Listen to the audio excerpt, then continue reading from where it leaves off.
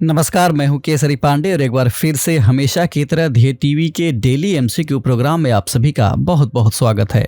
इस कार्यक्रम में हम आईएएस और पीसीएस जैसी प्रतियोगी परीक्षाओं के लिए महत्वपूर्ण बहुविकल्पीय प्रश्नों पर चर्चा करते हैं। हम आभारी हैं आपके कि इस कार्यक्रम को आपका ढेर सारा प्यार मिल रहा है।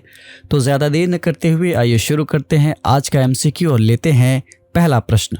हाल ही में सुर्खियों में रहा जेंडर संवाद कार्यक्रम निम्नलिखित में से किस मंत्रालय द्वारा आयोजित किया गया? ऑप्शंस हैं ए ग्रामीण विकास मंत्रालय, बी महिला एवं बाल विकास मंत्रालय, सी वित्त मंत्रालय अथवा डी गृह मंत्रालय। इस प्रश्न का सही उत्तर है विकल्प ए, यानी ग्रामीण विकास मंत्रालय द्वारा जेंडर संवाद कार्यक्रम को आयोजित किया गया था। इसकी व्याख्या देख लेते हैं। हाल ही में ग्रामीण विकास मंत्रालय द्वारा जेंडर संवाद कार्यक्रम के तीसरे संस्करण का आयोजन किया गया। ये कार्यक्रम दीनदयाल अंत्योदय योजना राष्ट्रीय ग्रामीण आजीविका मिशन के तहत वर्चुअल रूप में आयोजित किया गया था। इसका उद्देश्य लैंगिक असमानता के खिलाफ पूरे देश में जागरूकता पैदा करना है।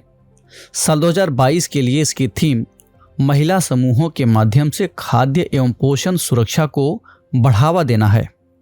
बढ़ते हैं दूसरे प्रश्न की ओर। निम्नलिखित में से किस दिन विश्व उपभोक्ता अधिकार दिवस मनाया जाता है? ऑप्शंस हैं ए 24 दिसंबर, बी 21 मार्च, सी 15 मार्च अथवा डी 2 अप्रैल। इस प्रश्न का सही उत्तर है विकल्प सी, यानी इसे 15 मार्च को मनाया जाता है। इसकी व्याख्या देख लेते हैं। हर साल 15 मार्च को विश्व उपभोक्ता अधिकार दिवस मनाया जाता है। ये दिन उपभोक्ता अधिकारों और ज़रूरतों के बारे में वैश्विक जागरूकता बढ़ाने के लिए मनाया जाता है ताकि उपभोक्ता सामाजिक अन्याय के खिलाफ लड़ने में सक्षम हो सकें। वैसे तो विश्व उपभोक्ता अधिकार दिवस 15 मार्च को मनाया जाता है, लेकिन भारत में राष्ट्रीय उपभोक्ता अधिकार दिवस 24 दिसंबर को मनाया जाता है, क्योंकि भारत के राष्ट्रपति ने 24 दिसंबर को ही ऐतिहासिक उपभोक्ता संरक्षण अधिनियम पर हस्ताक्षर किया था। इस बार यानी साल 2022 के लिए विश्व उपभोक्ता अधिकार दिवस की थीम फेयर डिजिटल फाइनेंस है। यानी एक बात स्पष्ट है कि वैश्विक उपभोक्ता अधिकार दिवस और राष्ट्रीय उपभोक्ता अधिकार दिवस दोनों अलग अलग दिन पड़ता है। बढ़ते हैं तीसरे प्रश्न की ओर। हाल ही में सुर्खियों में रहे 2021 trends in international arms transfers report के संबंध में निम्नलिखित में से कौन सा कथन असत्य है? ऑप्शंस हैं A Stockholm International Peace Research Institute यानी सिप्री द्वारा जारी किया जाता है, बी सिप्री का मुख्यालय स्वीडन की राजधानी स्टॉकहोम में मौजूद है, सी इसके मुताबिक साल 2017 से लेकर 21 के दौरान भारत, सऊदी अरब, मिस्र, ऑस्ट्रेलिया और चीन 5 सबसे बड़े हथियार आयातक देश रहे, अथवा विकल्प डी इसी अवधि के दौरान यानी 2017 से 21 के दौरान शीर्ष 5 निर्यातकों ने वैश्विक हथियारों के निर्यात का लगभग 50% हिस्सा निर्यात किया। इस प्रश्न का सही उत्तर है विकल्प डी, यानी डी में दिया गया कथन गलत है। कैसे गलत है, इसके लिए देखते हैं व्याख्या को। हाल ही में Stockholm International Peace Research Institute यानी सिप्री, यानी SIPRI का संक्षेप नाम है सिप्री ने 2021 trends in international arms transfers शीर्षक से एक रिपोर्ट प्रकाशित की। रिपोर्ट के मुताबिक कुल वैश्विक हथियारों के आयात का लगभग 38% हिस्सा आयात करके साल 2017 से 21 के दौरान भारत, सऊदी अरब, मिस्र, ऑस्ट्रेलिया और चीन 5 सबसे बड़े हथियार आयातक देश रहे।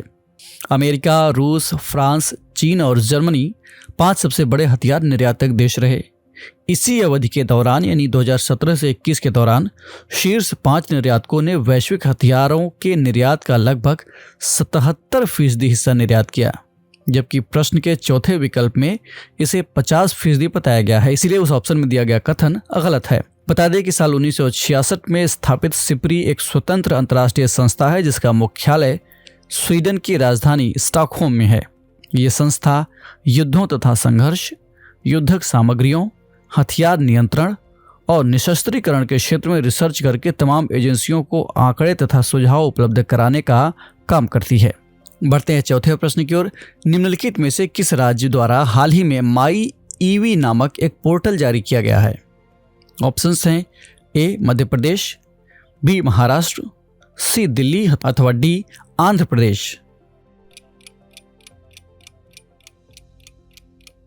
इस प्रश्न का सही उत्तर है विकल्प सी, यानी इस पोर्टल को दिल्ली राज्य द्वारा जारी किया गया है। इसकी व्याख्या देख लेते हैं। हाल ही में दिल्ली सरकार ने माई ईवी नामक एक पोर्टल लॉन्च किया।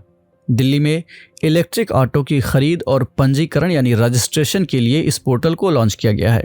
बता दें कि My EV portal Convergence Energy Services Limited यानी CESL के सहयोग से दिल्ली सरकार द्वारा विकसित एक ऑनलाइन पोर्टल है।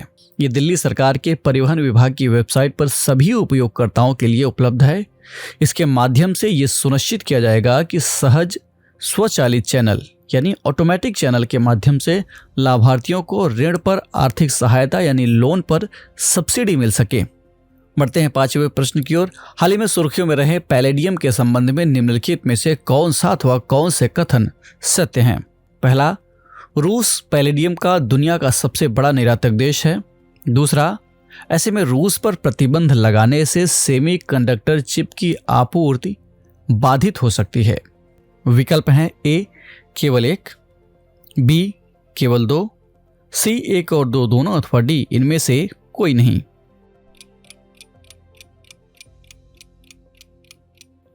इस प्रश्न का सही उत्तर है विकल्प सी, यानी प्रश्न में दिए गए दोनों कथन सत्य हैं।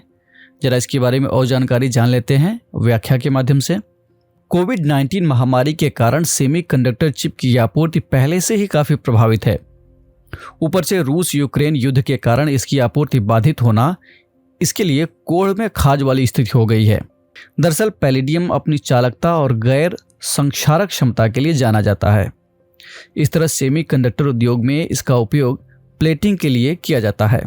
अब चूंकि रूस पैलेडियम का दुनिया का सबसे बड़ा निर्यातक देश है, ऐसे में अगर इस रूस यूक्रेन युद्ध के दौरान रूस पर जो तमाम तरह के निर्यात नियंत्रण और प्रतिबंध लगाए जा रहे हैं, उससे पैलेडियम की वैश्विक आपूर्ति काफी प्रभावित हो सकती है, जिसका परिणाम ये होगा कि सेमीकंडक्टर चिप की आपूर्ति भी नकारात्मक रूप से प्रभावित हो सकती है। तो ये था आज का डेली MCQ कार्यक्रम। कमेंट करके हमें जरूर बताइएगा कि आपके 5 में से कितने प्रश्न सही हुए। अगर आपको ये कार्यक्रम अच्छा लगा तो DIS के चैनल को लाइक, सब्सक्राइब अथवा शेयर करना ना भूलें। हम फिर मिलेंगे एक नए कार्यक्रम के साथ। तब तक के लिए पढ़ते रहिए और बढ़ते रहिए। नमस्कार।